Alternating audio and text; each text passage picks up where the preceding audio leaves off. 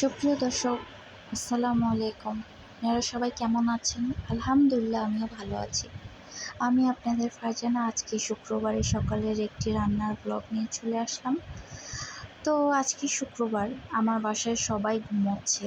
আমি উঠে নাস্তাটা রেডি করে নিচ্ছি, কারণ শুক্রবারে উঠেই আফতাবের আব্বু ভীষণ ক্ষুধা লাগছে বলে, তো এই জন্য আগে একটু রেডি করে নিচ্ছি। আমি এখানে পরোটা বানাবো আজকে, তো আমি কিছু লবণ আর চিনি তেল দিয়ে আটাটা মাখিয়ে নিলাম। এখন এখানে কিছু উষ্ণ গরম পানি দিয়ে আমি আটাটা মাখিয়ে নেব। আমার আটাটা মাখানো প্রায় হয়ে গিয়েছে।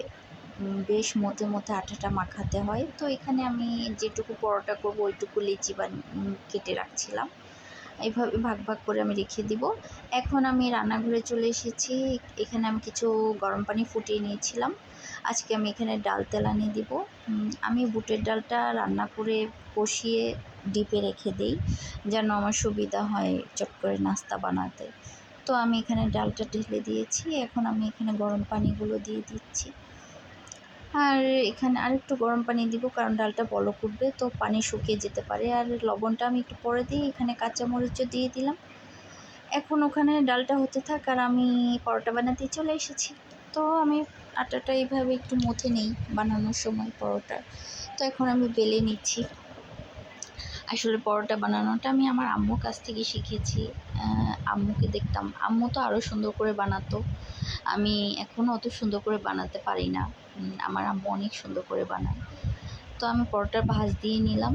এইভাবে আমি এক এক করে পরোটা রেখে দিচ্ছি বানিয়ে বানিয়ে। পরে একসাথে যখন 4-5টা হয়ে যাবে আমি বেলে নিয়ে ভাজতে চলে যাব। তো আমার এখন পরোটা বেলা প্রায় শেষ। আর এদিকে এই ফাঁকে আফতাবও উঠে গিয়েছে, তো আফতাব ফ্রেশ হয়ে নিচ্ছিল। আমি ভাবলাম ওর নাস্তা তাড়াতাড়ি ওকে দিয়ে দিই। আমি এখানে পরোটা সেঁকতে চলে এসেছি। তো আমি এখানে তেল দিয়ে দিলাম, দিয়ে আমি পরোটাগুলো এক এক করে সেঁকে নিচ্ছি। আর ওইদিকে আফতাব বলছিল, আম্মু তাড়াতাড়ি আমাকে নাস্তা দাও, আমার ক্ষুধা পেয়েছে। তো আমি এই জন্য তাড়াহুড়ো করছিলাম। এখন আমার পরোটা ভাজা হয়ে গিয়েছে। এখন আমি আফতাবের জন্য একটু ডিম পোচ করে নিব। ও পরোটার সাথে ডিম পোচ খেতে অনেক পছন্দ করে। আমরা সবাই পছন্দ করি। তো আমি ওর জন্য ডিম পোচ করে নিয়েছি। এখন আমি ওর প্লেটে সাজিয়ে নিচ্ছি। শুক্রবারে বাচ্চারা একটু রেস্ট নেয়, সারা সপ্তাহ অনেক কষ্ট করে। তো এই আর কি, ওদের ভালো মন্দ একটু দেওয়ার চেষ্টা করি। তো আপনারা সবাই ভালো থাকবেন। বেশি বেশি আমার ভিডিওতে লাইক, কমেন্ট এবং শেয়ার করবেন। আল্লাহ।